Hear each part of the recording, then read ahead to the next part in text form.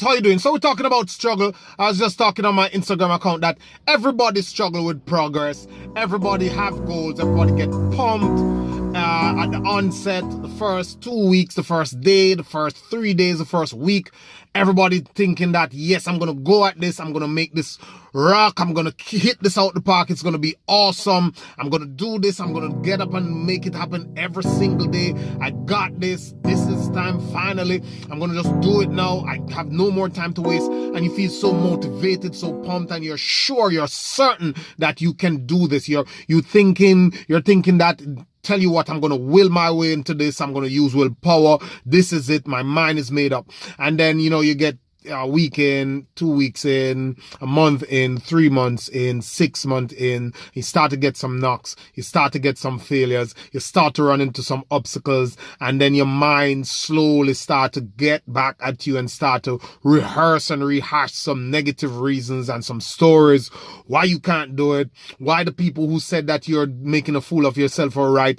And then you just start to pull yourself back and you stop looking for ways. You start to worry, and that start to shut down your creativity, and your results started coming worse, and you're saying like, hell, I don't think I can do this, or I'll just settle for this. That is common. That is natural. Whether you're a worker, whether you're a student, whether you're a professional, whether you're a president, whether you're a business person, we all struggle with staying the course. We all struggle with getting started. We all struggle with moving to the next level. That is fine. That is natural. It's a part of the human experience. It's a part of accomplishments, a part of success. But how do you stay in there? What about the people who get to do it? Like, we have these empowering and these disempowering thoughts to push through and habits. So how do we ensure that we do more of the empowering stuff, or our empowering side, our thoughts win out over the disempowering ones? Because no doubt you don't control all the thoughts that come to your mind, but the only control you have is the ones you dwell on. Of course, when something goes wrong, you will naturally start to think negative. What if? Because the mind works like that. It's trying to keep you safe. The people who probably tell you that, no, you can't do it, who discourage you, are not necessarily bad, are not necessarily wanting you not to win, but probably just want to keep you safe, want to make you stay normal, are just afraid for you, really don't know any better. Just they may be thinking about your own interests. And, your parents, your in-laws, your partner, whoever, trying to keep things normal the way they are. But you and I know that nothing great has been achieved by staying in the comfort zone.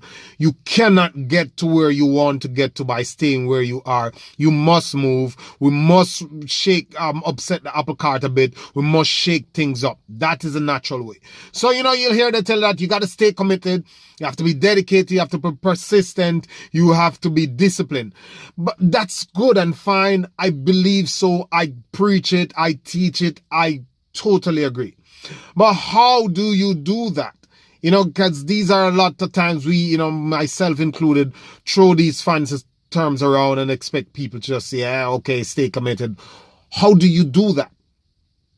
How do you stay committed when you wake up in the mornings and none of what you planned or none of what you went at all day workout? None of it happened for 3 days, a week in a row, and you cannot see the light at the end of the tunnel. What do you do? How does it work? How do you ensure that you have a better balance, or you have more stocked up on the empowering side than you have stocked up on the disempowering side? The thoughts that disempower you, and the thoughts that empower you. How do you stay the course? How do you ensure that you continue on despite the problems, despite the obstacles? And that is the golden thing. The main thing is that as you get started, which is the most powerful thing, getting out there, and I salute everybody who stepped towards something, who starts something, who is thinking about moving to the next level and has actually done something to move to the next level in whatever areas of their life. You have to be, and the golden thing is that you must become mentally tough.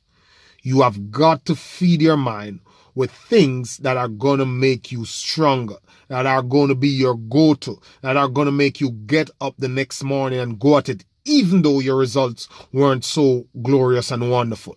So it is about mental toughness. You must get tough because life is going to come at you. As Jim Rohn say that there's no point in praying for less problems. You have to pray for more skills to solve those problems. And one of those skills is mental toughness. You must feed your mind with things that are going to increase your empowering behavior and your empowering thoughts and decrease your disempowering behavior and your disempowering thoughts.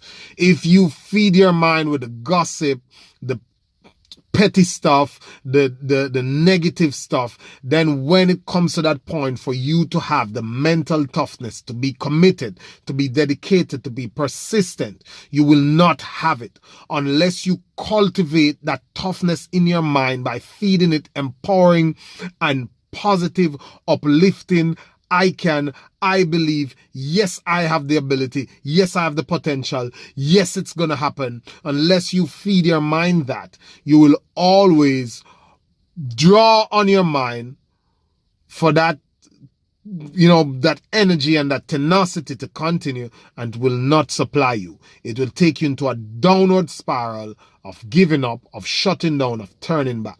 I always tell my little brother this. I always tell him that you have to get tough because life is going to come at you. It's going to try to destroy everything that you're creating. It's going to try to make you see all the reason why you should give up. But you have to be tough enough. And the way you get tough is by feeding the mind solid, positive, I believe, it is possible stuff. Believing in yourself. And you believe in yourself by feeding like things into the mind. Things that suggest that you can. Things that suggest that it will work out for you. Things that suggest that A, B, C, and then I go to this, and if I come back to A, I will find a way to get through. And I will learn, I will work, I'll take action, I'll stay in gratitude until I make it happen. That's how you do it. Mental toughness. That's a foundation of commitment, persistent dedication, tenacity, stick-to-itiveness, whatever you call it. The foundation of all of that is mental toughness. So the question is that you must ask yourself, what are the steps? What do I do every day to be mentally tough? And we'll talk about that another time. Have a good day.